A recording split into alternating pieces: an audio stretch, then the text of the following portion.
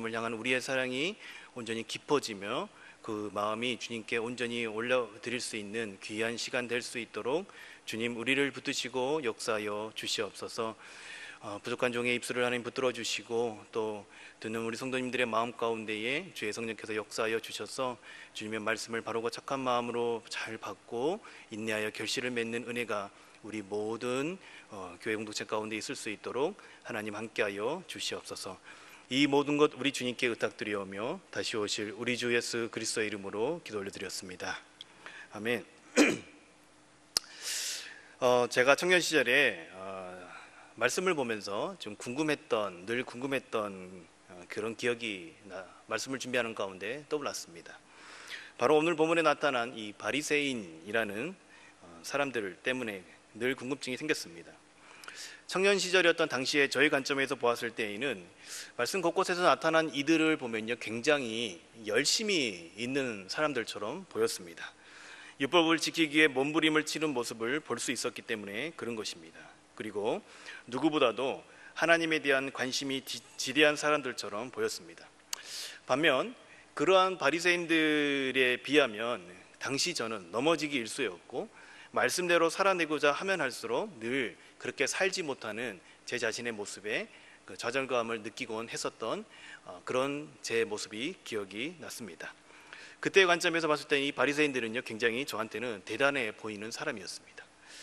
그런데요, 그런 바리새인들이 성경을 읽다 보면 참 재밌는 장면이 나타나는데 늘 예수님께 어떻습니까? 혼나는 장면들이 성경 곳곳에서 나타난다라는 것입니다.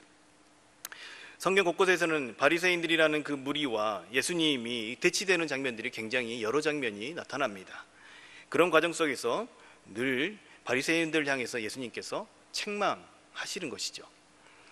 분명 이 바리새인들의 삶은요, 종교적으로 매우 훌륭한 삶이라고 할 수 있습니다. 그런데 예수님께서 그렇게 열심을 내어 하나님을 섬기고자 했던 그들을 향해서 이렇게 말씀하십니다. 너희는 천국에서 지극히 작은 자이다. 바리새인들의 의보다 낫지 않으면 천국에 들어가지 못한다라고 오늘 본문에서 말씀하십니다. 오늘 본문에서 이 서기관과 바리새인이 이렇게 등장을 하는데 이 두 표현은 거의 같은 표현으로 쓰여졌습니다. 왜냐하면 이 서기관들은요, 성경을 필사하면서 또 율법을 연구하는 이들을 서기관이라고 부르는데요, 우리에게 친숙한 표현으로 보통 랍비들이라고 하는 사람들이 바로 이 서기관에 해당하는 사람들입니다. 그리고 그 서기관들은 대부분 바리새파 출신들의 사람들이 서기관들이 된다는 것입니다. 그래서 이 본문에서 이 둘은 같은 개념으로 쓰여졌다고 해도 무방할 것입니다. 하나님에 대한 열심이 있다는 이 바리새인들을 향해서 왜 예수님께서는 이런 말씀을 하시는 것일까요? 제가 청년 시절에 가졌던 그 의문, 왜 그렇게 하나님을 향해 열심이었던 그들이 예수님께 책망을 받아야 했는지 오늘 그 배경을 한번 살펴보고 또 말씀에 있는 교훈을 함께 나누고자 합니다. 먼저 성경에서 많이 등장하는 이 바리새파 사람들이 어떤 사람들인지 그 기원을 쫓아서 올라가 보면요, 이스라엘 민족이 남유다의 멸망으로 어느 나라의 포로가 되었습니까? 우리가 너무나 잘 아는 대로 바벨론의 포로로 잡혀갔지요. 그 이후에 때가 차서 하나님께서 그들을 다시 예루살렘으로 포로 귀환을 보내십니다. 그리고 회파된 성전을 재건하고 성벽을 재건하게 하십니다. 그렇게 다시 이 바벨론 땅에서 예루살렘 땅으로 왔던 이들의 마음 가운데는 이 민족이 회복될 거라는 기대감을 가지고 왔던 것입니다. 그런데 자신의 생각처럼 그러한 변화가 일어나지 않자 마음속에서 이 실망감이 찾아오는 것이죠. 그들의 기대가 무엇이었겠습니까? 그들이 70년간 정착해서 살던 그 바벨론 땅을 떠나서 예루살렘 회파된 땅, 황폐한 땅으로 다시 돌아올 때 그들 안에 있었던 그 기대가 무엇이었겠습니까? 그들이 포로기를 끝내고 예루살렘에 돌아갔을 때에 옛 다윗 왕의 영광을 하나님께서 그 예루살렘에서 다시 회복시켜 주실 거라는 생각이 있었는데 그것이 현실 가운데서 이루어지지 않자 실망하게 된 것입니다. 그리고 이들에게는 포로기 이후에 예수님이 오시기 전까지 더 이상 선지자가 등장하지 않습니다. 그래서 하나님의 말씀과 하나님의 뜻이 어디에 있는지를 들을 기회가 그들에게는 없었던 것이죠. 그래서 대부분의 사람들이 어떻게 되냐면요, 신앙적으로 굉장히 나태한 삶을 살아가고 있었다라는 것입니다. 이것이 우리가 소위 말하는 신구약 중간기에 있었던 이 유대 민족들의 현 모습이라고 할 수 있을 것입니다. 그런 나태와 신앙의 회의가 팽배한 사람들 사이에서 주전 2세기 초쯤에 하나님의 말씀을 사랑하고 율법을 실천하며 살려고 노력하는 사람들의 무리들이 생겨납니다. 그들을 하시디임이라고 이렇게 부릅니다. 이들이 훗날 예수님 시대에 바리새파 사람들이 되는 데 있어서 주류를 이룬 사람이 되기 때문에 이 바리새파의 기원을 올라가면 누가 있습니까? 바로 여기에 하시딤이 있는 것이죠. 하시딤은 하나님을 사랑하는 방법이 철저하게 이 율법을 지켜가는 것이라고 생각했습니다. 자신들이 포로기를 경험했던 것도, 또 예루살렘에 돌아와서 이 모든 회복이 더딘 것도 율법을 제대로 지키지 못했던 것이라고 그들은 생각했다라는 것입니다. 또한 그들 가운데 헬라 문화가 밀려 들어오고 또 그 가운데서 세속화가 진행되는 가운데서 율법을 지켜내고 전통을 지켜내는 그들의 운동은요, 당시의 입장에서 보면 일종의 회개 운동이었다는 것이죠. 그래서 그들은 문자적으로 하나도 빠짐없이 철저하게 율법을 지켜내기 위해서 한 것이 있는데, 그것이 바로 율법에 이렇게 울타리를 치는 것입니다. 이게 무슨 말이냐면요, 제가 예를 들어서 한 두 가지 예를 들어서 한번 설명을 드려보도록 하겠습니다. 제가 청년 시절에 이 배낭 하나를 메고 배낭여행을 갔던 기억이 있는데요, 그때 그 프랑스의 그 루브르 박물관이라는 곳에 갔습니다. 저는 미술과 예술에 대해서 정말 일자무식이에요. 정말 아무것도 모르는 사람인데, 그래도 제가 아는 것이 하나 있다면 모나리자 그림은 저도 그 정도는 압니다. 왜 아냐면요, 어렸을 때 그 각 티슈의 그 표면에 그 모나리자 상이 하도 이렇게 많이 봐와서 그 그림이 어떤 그림인지는 아무것도 예술에 대해서 모르는 저도 압니다. 근데 그 그림이 어디에 있다고 소식을 들었냐면요, 루브르 박물관에 있다는 것입니다. 갔습니다. 아무것도 안 들어와요, 제 눈에. 오직 뭐만 보겠습니까? 모나리자 상의 그 그림을 찾아 나섰습니다. 그런데 찾고 찾아보니까 생각보다 너무 작은 사이즈의 그림이었고요, 그 그림을 보려고 갔는데 가까이 다가갈 수가 없게끔 울타리가 쳐져 있는 거예요. 또한 그 그림의 주변에는 아크릴로 이렇게 싸져 있는 것을 볼 수가 있습니다. 왜 그럴까요? 저같이 예술에 대해서 아무것도 모르는 사람도 알만한 그 그림이 어떻겠습니까? 혹시나 훼손될까봐, 돈으로 가치를 쉽게 측정할 수 없는 그 그림이 훼손될까봐 어떻습니까? 울타리를 치고 보호해 두면서 사람들에게 그것을 보게 했다라는 것이죠. 이와 같은 것이었습니다. 정말 가치 있고 중요한 것이기 때문에 거기에 뭘 합니까? 울타리를 쳤던 것이죠. 여러분, 이것을 율법으로 예를 들자면 이렇게 또 설명을 해볼 수가 있을 것입니다. 유대인들의 안식일은요, 금요일 날 저녁에 해가 지는 순간에 이 안식일이 시작이 됩니다. 당시에는요, 지금처럼 이렇게 시계가 모든 사람들에게 보편적으로 보급된 것이 아니었기 때문에 해가 지는 것이 그 안식일의 시작의 기준이 되었던 것이죠. 하지만 어떤 사람들이 일을 열심히 하다 보면 시간 가는 줄 모르고 우리가 일을 할 때가 있잖아요.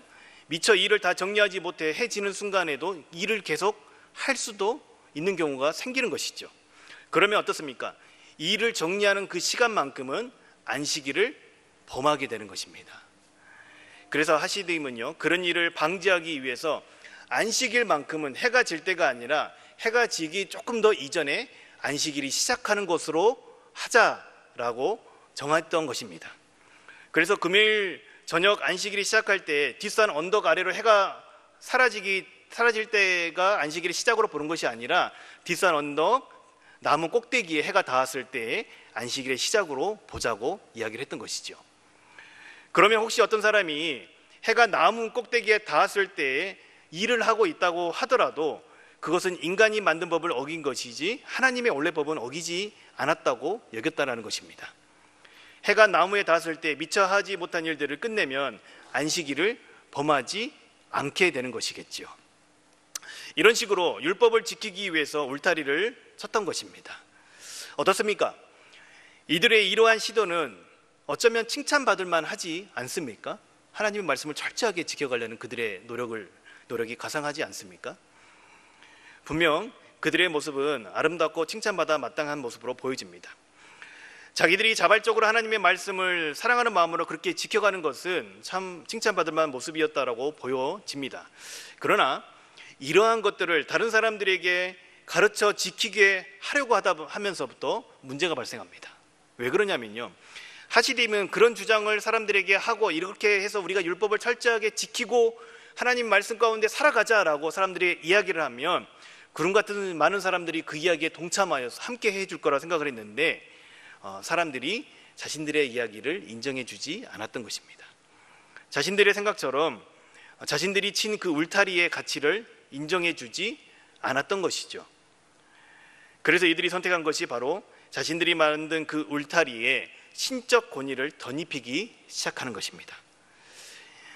이게 무슨 말이냐면요, 이 하나님의 율법이 누구를 통해 전해졌습니까? 이 민족에게 모세라는 사람을 통해서 전해졌잖아요. 그것이 또 어떻게 해서 전수가 되었나요? 훗날 이 말씀이 기록되어서 모세오경이라는 책을 통하여서 이 민족에게 후대에 전해졌었죠. 그게 또 낭독되어지고 했었죠. 그런데 이들이 모세를 통해서 성문화되어서 전해오던 이 모세오경 말고 입으로 구전되어졌던 구전율법이라는 게 또 있었다라고 사람들에게 전합니다. 그리고 이것이 이전에는 일부 종교 엘리트들, 종교 지도자들에게만 전해오다가 지금은 말세이고 사회가 흉악해져서 모든 이들에게 이 구전율법을 전하게 되어졌다라고 사람들을 설득했다라는 것입니다. 자, 보세요. 그렇게 함으로써 사람들에게 지금 자신들이 만든 이 율법의 울타리에 뭐를 하는 겁니까? 권위를 덧입히기 시작을 하는 것입니다. 율법의 울타리를 구전율법이라는 것으로 탈바꿈하여서 하나님이 그 민족 가운데 주신 율법과 동일한 신적 권위를 갖게 만들었다는 것입니다. 엄청난 일을 벌였던 것이죠. 처음에 하시딤은 그렇게 해서라도 사람들이 율법을 더 잘 지켜가면 하나님이 기뻐하실 거라고 믿었습니다. 그렇게 해서라도 더 많은 사람들이 율법을 지켜가면 더 좋은 것이라고 여긴 이들이 이러한 구전율법을 점점 더 발전시켜 갔던 것이죠. 그리고 하시딤은 그 구전율법을 더 철저히 지키기 위해 애쓴 그들의 후예가 바로 오늘 성경에 나타나 있는 바리새파 사람들인 것입니다.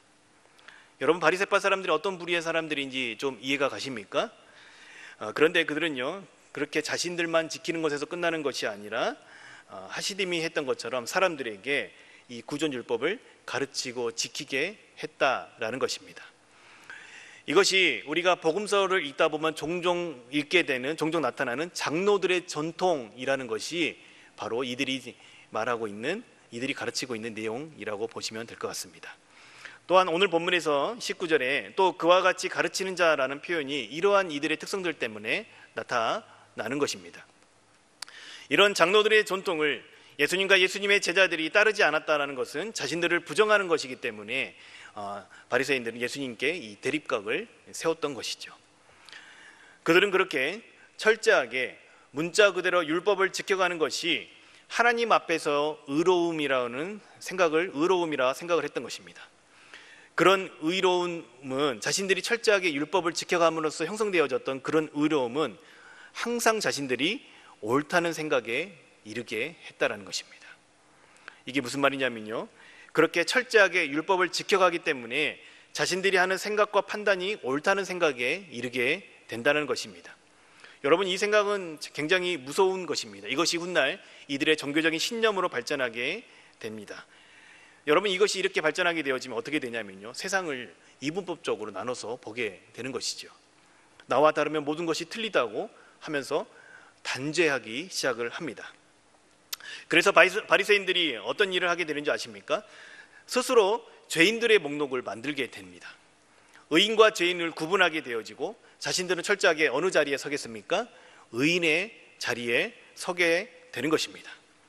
여러분, 그 죄인과 의인을 나누는 그 기준이 무엇입니까?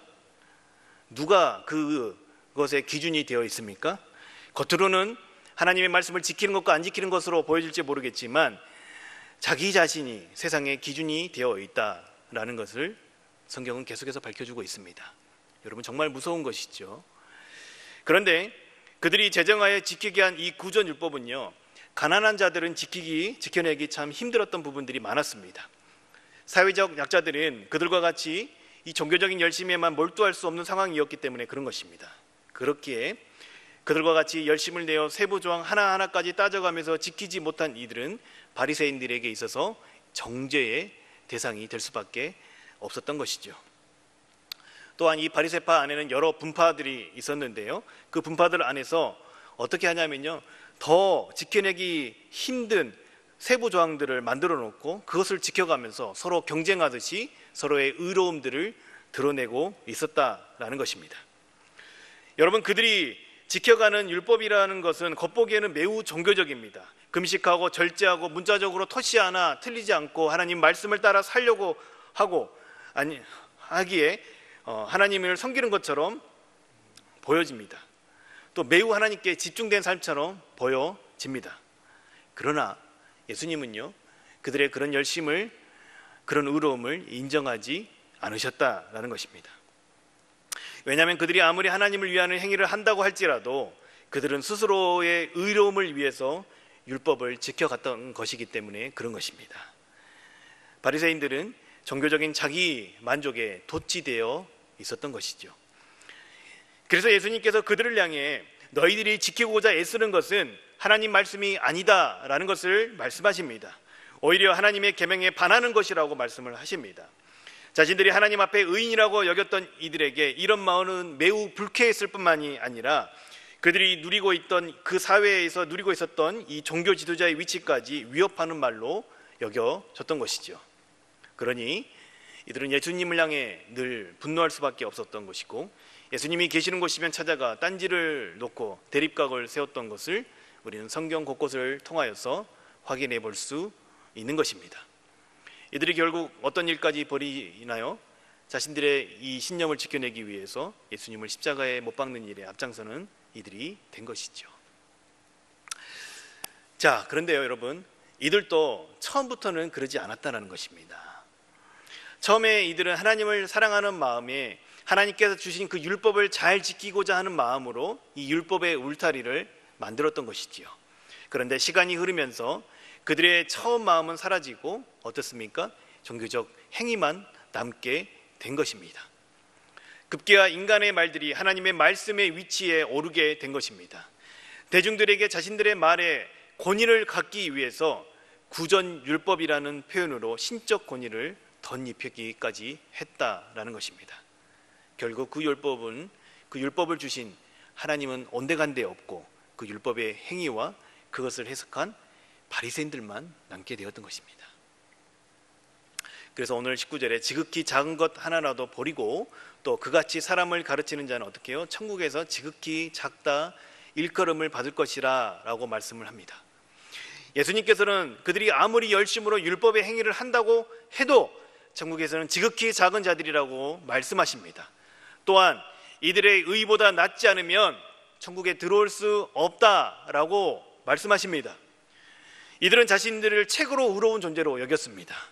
그러나 예수님께서는 그들의 의를 초월해야 한다고 말씀하십니다. 여러분, 그들의 의보다 더 나은 의를 말씀하시는 것은요, 바리새인들보다 더 많은 세부 조항들을 만들고 그것을 지키라는 말씀이 아닙니다. 이들은 자신들의 마음의 부패를 보지 못했던 것입니다. 그들은 여전히 자기중심성을 가지고 세상을 살아갔던 이들입니다. 예수님께서는 마음이 부패한 이들의 행위가 아무리 종교적인 색채가 강하다고 하더라도, 아무리 윤리도덕적인 행위라고 하더라도 그것을 인정하지 않으시겠다라는 것입니다. 여러분, 이런 말씀을 접하면요, 사실 우리는 조금 혼란에 빠지게 됩니다. 왜 그러냐면 우리는요, 자꾸 하나님 앞에 무언가를 해야 한다라는 생각에 깊이 사로잡혀 있기 때문에 그런 것입니다. 그 바리새인들과 같이 무언가를 해야만이 우리가 의로워질 것 같고 무언가를 해야만이 구원에 이를 것 같다는 생각을 우리가 내면에 보이지 않게 내재한 생각을 갖고 있기 때문에 그런 것입니다. 그러나 여러분, 혼란에 빠질 이유가 없습니다. 진정한 그리스도인이 어떤 자인지에 대한 의미를 알면 우리가 명쾌하게 이 부분에 대해서 예수님께서 왜 이런 말씀을 하셨는지가 알 수가 있다는 것입니다.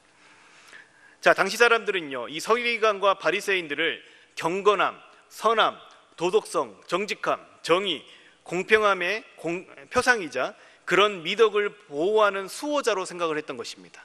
이거 무슨 말이냐면요, 이 자신들뿐만이 아니라 대중들조차도 이들을 인정했다라는 것이에요. 이런 대상으로. 이 모든 것은요, 여러 가지 복합적인 의미를 함축하고 있는 의로움이라는 단어로 함축될 수가 있습니다. 결국에 대중들도 자기 자신들도 이 바리새인들이라고 했을 때 생각하면 딱 떠오르는 단어가 의로움이라는 단어가 연상이 됐다라는 것입니다. 이런 개념을 바탕으로 생각해 보면요, 여러분, 의라는 것은요, 그 기준이 무엇입니까? 의의 기준이 무엇일까요? 말씀이, 우리가 생각했을 때 말씀이어야 될 것 같죠? 그런데요, 행위가 그 의로움의 척도가 되어 있는 것입니다. 그렇게 되었을 때는요, 누군가가 무엇을 했느냐를 통해서 그 사람이 의롭다, 의롭지 않다가 결정이 된다는 것입니다. 그러나 예수님의 가르침은 서기관과 바리새인들의 수준을 뛰어넘어서 형식적인 복종이 아닌 마음과 생각의 변화를 우리 가운데 촉구하고 계십니다. 즉, 그리스도인이라 함은 마음과 생각이 근본적으로 변화한 사람이지 겉모습에서만 의로움이 드러나는 사람이 아니라는 것입니다. 이것이 예수님께서 말씀하신 내용의 핵심입니다. 마음과 생각이 근본적으로 변화한 사람이 여러분 그리스도인인 것이죠. 그러면 이런 또 다른 질문이 생겨납니다. 아니 목사님, 마음의 변화만 있으면 어떤 행동을 해도 괜찮다는 것입니까? 목사님, 저 마음이 변했어요. 속사람이 변했어요. 그러니까 뭐 괜찮잖아요. 이런 질문들 생겨날 수가 있는 것이잖아요. 이 부분에 대해서 제가 설명을 한번 드려볼 테니 잘 한번 판단해 보시기 바랍니다. 여러분, 제가 애 둘 딸린 유부남입니다. 예전에는요, 제가 이렇게 말씀을 드리면요, 여러분 안 믿기시죠? 이런 이야기를 제가 당당하게 드릴 수가 있었어요. 그런데요, 지금은 제가 봐도 애 둘 딸린 아저씨처럼 보여요. 저는요, 여러분, 그렇게 겉으로 보여지는 것뿐만이 아니라 제 안에 제가 아내가 있는 남자라는 것에 대한 근본적인 마음의 변화가 있습니다. 그렇기 때문에 저는 이성을 대할 때 저의 모든 행동을 어떻게 해요? 스스로 삼가 조심하게 되는 거예요. 제가 결혼을 하기 이전에는요, 다른 여성을 마음에 두고 다른 여성을 만나는 데 있어서 큰 제약이 없었습니다. 뭐 한 가지 제약이 있다면 제가 마음에 두고 제가 만나고자 하는 여성이 저를 안 만나주는 게 문제가 됐을지는 모르겠지만 제가 누군가를 선택하고 누군가를 만나는 데 있어서 아무런 제약이 없습니다. 그러나 이제는 제가 제 아내 이외에 어떤 여성을 마음에 품고자 하지 않습니다. 왜 그러냐면 사랑하는 아내와 가족이 있기 때문에 스스로 삶과 행동을 조심하는 것입니다. 아내가 있는 남자라는 제 마음속에 근본적인 정체성에 대한 인식이 있기 때문에 어떻습니까? 이 생각들이, 이 마음의 변화가, 이 자신의 정체성의 변화에 대한 인식이 저의 행동을 조심하게 만든다라는 것입니다. 제 아내에게 실망감을 안겨주기 싫기 때문에 그런 것이고, 지켜야 될 가치가 이것이 더 가치 있다고 여기기 때문에 스스로 조심하게 되는 것입니다. 이것이 근본적인 제 마음의 변화에서 나타나는 저는 현상이라고 보여집니다. 여러분, 그리스도인들도 이와 마찬가지라고 저는 보여집니다. 세상 모든 것이 내가 중심이 되어 살아오던 삶을 청산한 사람들이 바로 그리스도인입니다. 세상의 가치로 판단하고 자기 자신을 판단하고 느낌과 감정에 지배를 받으면서 세상이 심어준 가치관이 전부라며 여기고 하늘의 공중권세 잡은 자의 종노릇하며 살아가던, 한계를 지니면서 살아가던 사람들이 바로 저와 여러분이었습니다. 그런데 그것이 전부가 아니라는 것을 깨달은 이들이 그리스도인입니다. 여러분, 그리스도인이라 함은 세상 모든 것의 중심이 자기 자신이 아님을 인정하는 이들이 바로 그리스도인입니다. 그 세상의 중심에 누가 계신다는 것들을 바라보는 사람들입니까? 누가 세상의 중심 가운데 우뚝 서 계신다는 것들을 인정하는 사람들입니까? 바로 하나님입니다. 세상 나라가 전부가 아니고 하나님이 주권을 가지고 통치하시는 영원한 하나님 나라가 있음을 믿고 살아가는, 또 살아내는 이들이 바로 그리스도인입니다. 하나님과의 인격적인 관계가 회복되어서 그분의 성품과 그분의 인격을 담아낼 수 있는 세상 유일한 존재가 바로 그리스도인입니다. 나를 규정하고 내가 생각하고 하던 애자가 그리스도와 함께 십자가에 죽었다라는 것을 인정하고 받아들인 이들이 바로 그리스도인입니다. 그리고 그리스도의 부활에 연합한 자가 되어서 내 안에 새로운 영적 생명이 잉태되었음을, 하나님과 회복된 관계로 나아갈 수 있는 새로운 정체성을 지닌 존재가 되었음을 받아들인 사람들이 누구라고요? 바로 그리스도인입니다. 여러분, 이 모든 과정을 이 거듭남이라는 익숙한 표현으로 표현할 수 있을 것입니다. 거듭남을 영어로 하면 무엇일까요? born again, 새롭게 태어난다는 것이에요. 우리 안에 새로운 자아를 지니게 되온 것이죠. 새로운 영적 생명을 지닌 존재. 보라, 이전 것은 지나갔으니 완전히 새로운 존재가 되었다라고 성경은 우리 가운데 말씀해주고 있습니다. 그렇기 때문에 그리스도인이라고 하면 근본적인 내면의 변화를 경험한 이들인 것입니다. 더 이상 세상 가치를 따라 살기를 거부하는 이들이에요. 왜요? 더 이상 가치를 못 느끼기 때문에 그런 것이에요. 더 이상 세상의 모든 판단의 기준이 자기 자신이기를 포기한 이들입니다. 왜요? 우리 삶의 중심 가운데 누가 계시기 때문에요? 예수 그리스도, 창조자 하나님 우리 가운데 계심을 인정하는 이들이기 때문에 그런 것입니다. 더 이상 내 스스로 나의 의로움을 주장하기를 포기한 이들입니다. 세상을 바라보는 패러다임이 내가 중심이 아니라 하나님 중심의 패러다임으로 옮겨온 패러다임 시프트가 일어난 존재가 바로 그리스도인이라는 것입니다. 그렇기에 이 그리스도인들은 하나님과 사람 앞에 겸손할 수밖에 없는 것입니다. 자기 자신의 연약함을 인정할 줄 아는 이들입니다. 그리고 세상의 중심에 내가 설 수 없다는 것을 깨닫고 겸손하게 온 땅의 주인 되신 창조주 하나님의 온전하신 뜻을 따라 살아가는 삶을 선택한 이들이 바로 그리스도인입니다. 여러분, 바리새인들이 예수님께 질타를 받았던 이유가 바로 여기에 있는 것이지요. 그들은 스스로 의롭다고 생각했습니다. 철저하게 율법을 지키는 경건으로 어떻게 해요? 그러한 자신의 의로움과 자신의 행위로 하나님 앞에 나아갈 수 있다고 여겼던 이들입니다. 그러나 그들이 그런 행동과 생각을 하는 데에는요, 철저한 자기중심성, 이 죄된 본성이 있었다는 것입니다. 또한 그들은 누군가를 판단하는 데 있어서 기준이 되었던 것이 하나님의 말씀인 율법이 아니라 결국에는요, 자기 자신의 의로운 행위가 판단의 기준이 되어 있었던 것입니다. 이들이 보여준 것은 종교적인 행위 안에 숨겨져 있는 철저한 자기중심성, 인간의 죄된 본성을 보여주고 있는 것입니다. 오늘 본문은 바리새인과 같이 근본적인 마음의 변화, 즉 이 자기중심성을 버리지 못하면 어떻게 한다고요? 하나님 나라에 들어가지 못함을 말씀해주고 있는 것입니다. 우리가 무엇을 했는가에 따라서 우리의 변화의 기준을 삼습니다.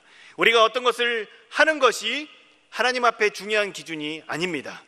예수님께서는 근본적인 마음의 변화가 있지 않으면 그 모든 행위가 우리 주님 앞에 인정을 받을 수 없음을 말씀해주고 있는 것입니다. 사랑하는 여러분, 우리 그리스도인들은 내면의 변화를 통해서 겉사람의 변화, 우리의 행위의 변화를 이룬 사람들인 것입니다. 그렇기에 여러분, 겉과 속이 다른 그 외식 또는 가식, 그러한 것들이요, 우리 그리스도인들에게는 있을 수 없고 어울리는 단어가 아니라는 것입니다. 왜요? 진정한 이 속사람, 내면의 변화가 이루어지면 겉사람의 변화는 따라오는 것이기 때문에 외식이란 있을 수가 없는 것이에요. 여러분, 그것이 바로 그리스도인이라는 이름이 가진 의미라고 저는 보여집니다. 이런 내면의 변화를 통한 겉사람의 변화가 예수님께서 원하시는 참된 변화입니다. 또한 예수님께서 인정하시는 참된 의인의 삶으로 보여집니다. 예수님은 우리가 겉만 그럴싸한 종교인이 되기를 원하지 않으셨습니다. 종교적인 행위와 종교적인 언어와 종교적인 문화 가운데 젖어 살아가는 것을 원치 않으십니다. 그러한 환경에서 내 말과 행동이 조금 기독교적인 색채를 드러내는 정도로 우리가 하나님 나라에 들어갈 수 없음을 말씀해주고 있으십니다. 진정한 변화, 즉 하나님이 원래 계획하셨던 회복된 하나님과의 관계 가운데서 그분의 뜻을 드러내는 존재가 되기를 원하셨다라는 것입니다. 여러분, 그렇기 때문에 그 모든 변화의 시작은 하나님과 회복된 관계에서 시작이 되는 것입니다. 여러분, 신학적으로 이 의로움이라는 것은요, 행위를 통해서 이루어지는 것이 아닙니다. 신학적으로 의라는 것은 하나님과의 바른 관계 가운데로 들어가는 것을 말합니다.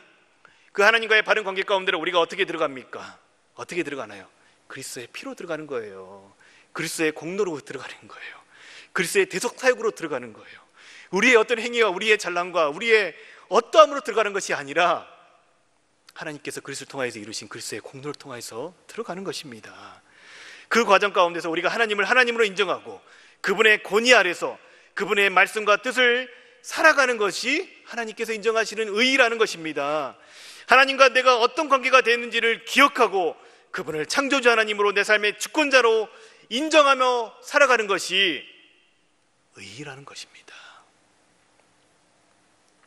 하나님과 올바른 관계 가운데로 들어가 예수님을 나의 주 나의 하나님으로 인정하고 모셔드리는 것이 바로 서기관과 바리새인들의 의보다 더 나은 의입니다. 하나님과 회복된 관계는 우리 마음의 중심에, 우리 삶의 중심에 우리가 하나님을 모셔드리는 것으로부터 시작하는 것입니다. 그런 자들만이 자기중심성으로부터 세상을 판단하는 것으로부터 자유함을 얻을 수가 있게 되는 것입니다. 여러분, 저와 여러분의 중심 가운데에 우리 자신이 굳게 자리하고 있으면 우리가 하나님을 추구하는 모든 행위도요, 결국에는요, 우리 자신을 위한 것임을 우리는 잊지 말아야 할 것입니다. 이런 이들을 우리 주님께서는 절대 인정하지 않으십니다. 또한 세상 사람들도요, 내면의 진정한 변화를 겪지 않고 여전히 자기중심적으로 세상을 살아가고 그렇게 사람들을 대하는 그리스도인들을 보면서 위선이라고 손가락질을 하는 것이지요. 여러분, 제가 이 말씀을 준비하면서 저는 어떨까 생각을 해보게 되었습니다. 그런데요, 여러분, 저 또한 이런 위험성에 너무 노출이 되어 있는 거예요. 제 안에 계신 성령께서 저에게 바리새인과 같이 종교적인 의식과 행위로 가득 차 있는 저를 책망하실 때가 한두 번이 아닌 것입니다. 그렇습니다, 여러분. 특별히 목사로 삶을 살다 보면요, 더 이런 위험성 가운데 제가 노출이 되는 것이에요. 자칫하면 바리새인과 같은 삶을 살아갈 수밖에 없는 한계를 지닌 존재가 바로 제 자신이더라고요. 그러나 제 안에 계신 성령께서 근심하시며 저에게 책망하십니다. 서목사, 성민아, 그거 아니야. 겉으로 드러나는 행위를 가지고 나를 섬기는 거 그거 아니야.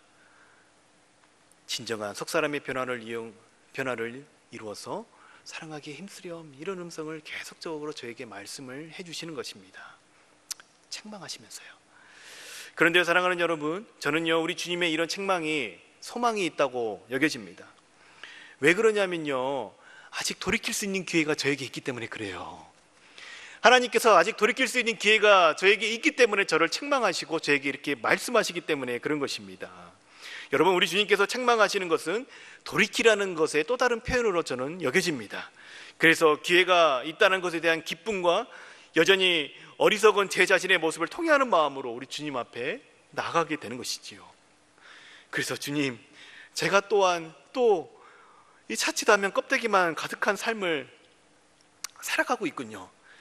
다시 주님 앞에 제 자신을 세우고 마음으로 주님을 따르기를 원합니다.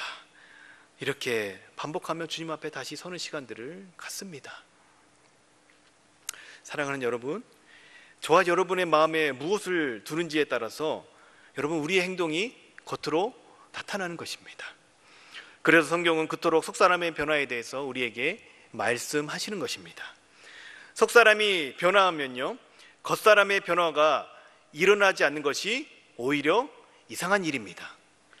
어떻다고요? 속사람이 변화하면 겉사람의 변화가 일어나지 않는 것이 오히려 이상한 일이라는 것입니다. 그렇기에 우리가 집중해야 되는 것은요, 무언가를 하기보다는 진정한 의미에서 내 속사람의 변화에 우리가 집중해야 하는 것입니다. 하나님은 저와 여러분에게 우리 마음의 변화를 원하십니다. 그렇다면 이런 마음의 변화를 이룬 이들은 구체적으로 여러분 어떤 삶을 살아갈까요? 여러 다양한 모습으로 나타날 수 있지만 그런 마음의 변화는 우리 삶에 구체적으로 하나님과 올바른 관계 가운데 들어가 하나님 중심으로 세상을 바라보기 시작하면요, 하나님의 나라와 그분의 뜻을 위해서 살아가게 되어 있습니다. 그분의 나라를 위해서 자신의 시간과 물질과 재능을 드리게 되어 있다라는 것입니다. 속사람의 변화를 겪지 않는 이들은 어떻습니까? 자기 자신을 위해서 자신의 시간과 물질과 재능을 들이며 살아가는 이들이지만 진정으로 속사람의 변화를 경험한 이들은 자신의 시간과 물질과 재능을 하나님의 나라를 위해서 주님의 뜻을 이루는 데에 들여지게 된다는 것입니다. 무엇보다 우리가 회복해야 될 세상, 그 세상을 품고 있는, 씨름하고 있는 사람들이 보이기 시작한다는 것입니다. 여러분, 주기도문의 내용이 바로 이런 내용이 아니겠습니까? 그래서 진정으로 속사람의 변화, 내면의 변화를 겪으면요, 우리의 기도의 말들이 변하게 되어 있는 것입니다. 그래서 저와 여러분이 하나님과 올바른 관계 가운데 들어가는 삶을 사는 것을 의로운 삶이라고 하는 것입니다. 여러분, 우리 속사람의 변화는요, 하나님을 사랑하고 그분의 성품을 닮아가고 그분의 뜻을 따라서 살아가게 합니다. 그 하나님의 성품이 무엇입니까? 하나님은 무엇이라고요? 사랑이라. 또한 그분의 뜻이 하나님을 사랑하듯이 내 이웃을 내 몸과 같이 사랑하라고 우리 가운데 크고 제일 되는 계명이라고 우리에게 말씀해 주십니다. 저와 여러분이 하나님께 인정받는 삶을 살아가는지 가장 확실한 방법, 확인할 수 있는 가장 확실한 방법은 어떻습니까? 우리 삶에 사랑하기에 힘쓰고 있는지를 보면 알 수가 있는 거예요. 우리가 하나님과 의로운 관계 가운데 있다는 것에 대한 이 땅의 결정적인 증거가 바로 서로 사랑함이라고 저는 보여집니다. 그리스도께서 우리를 위해서 목숨 바쳐 우리를 사랑하셨던 그 사랑의 모범을 따라서 저와 여러분의 구체적인 사랑의 대상을 사랑하기까지 힘쓰게 되는 자리로 우리가 나아가게 되어 있다는 것입니다. 이것이 우리 주님께서 인정하시는 서기관과 바리새인의 의보다 더 나은 의입니다.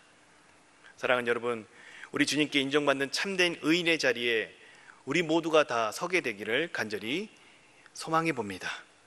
우리 함께 한번 따라해 보도록 하겠습니다. 속사람이 변화하면 겉사람의 변화가 일어나지 않는 것이 오히려 이상한 일이다. 우리 한 번 더 해볼까요? 속사람이 변화하면 겉사람의 변화가 일어나지 않는 것이 오히려 이상한 일이다. 여러분, 속사람이 변화하면 우리의 삶과 우리 행동과 우리의 삶이 바뀌게 되어 있는 것입니다. 어디에 집중해야 됩니까? 우리 중심에 우리 주님을 온전히 모셔드리고 그 주님을 따라서, 그 주님을 사모하면서 그 주님의 뜻을 따라서 살아가기를 결단하는 저와 여러분이 되기를 간절히 소망합니다. 여러분, 이 일을 위해서 그리스도께서 십자가를 지셨습니다. 그리스도의 놀라운 희생, 놀라운 사랑을 우리 헛되게 하지 않는 저와 여러분이 되기를 간절히 소망합니다. 이 시간 우리 함께 기도할까요? 이 시간 기도하실 때에 하나님 앞에 우리가 좀 진실하게 나아갔으면 좋겠습니다. 하나님, 진정으로 우리 주님을 더욱더 사랑하기를 원합니다. 진정으로 내 마음의 중심 가운데 주님을 모셔드리기를 원합니다. 하나님과 의로운 관계 가운데로 우리를 초대하기 위해서 그리스도를 통하여서 그런 놀라운 희생을 치르셨는데, 주님, 우리가 그 사랑 기억하면서 진정으로 내 안에 일어난 변화들을 기억하면서 우리가 그렇게 그리스도인답게 살아갈 수 있게 도와주시옵소서. 우리 그렇게 함께 기도하도록 하겠습니다. 기도하시겠습니다. 주님 앞에 나아갑니다. 우리가 인생을 살고 세상을 살다 보면 하나님을 위해서 무언가를 한다고 열심을 내고 있지만 돌이켜보면 주님, 그것이 내 자신을 위해서, 내 자신의 의로움을 위해서 할 때가 너무나 많았음을 고백합니다. 주님, 이 시간 다시 한번 주님 앞에 나아갑니다. 진정한 우리 속사람의 변화를 기대하며 나아갑니다. 하나님께서 예수 그리스도를 통하여서 하나님께서 예비해 놓으신 그 주님과의 의로운 관계 가운데로 들어가 우리가 정말 진정으로 우리의 변화들을 경험하면서 우리의 삶의 변화까지 경험할 수 있는 저희가 될 수 있도록 주님, 우리를 붙드시고 역사하여 주시옵소서. 우리 안에 내주에 계시는 성령 하나님께서 그 일들을 함께 걸어가시고 함께 이루어 가심을 바라보면서 주님, 우리가 우리 중심 가운데 주님을 더 사모하고 더 모셔드리고 더 그렇게 주님을 위해 우리 인생을 드릴 수 있는 우리 모두가 다 될 수 있도록 주님, 우리를 붙드시고 역사하여 주시옵소서. 주님, 우리가 그렇게 주님 앞에 나아갈 때에 우리의 모든 삶이 참된 변화를 겪고 우리 주님께서 인정해 주시는 참된 의인의 삶, 참된 의의 삶을 살아가는 저희가 될 수 있도록 하나님 함께하여 주시옵소서. 이 모든 거 우리 주님께 의탁드리오며 다시 오실 우리 주 예수 그리스도의 이름으로 기도 올려드립니다. 아멘.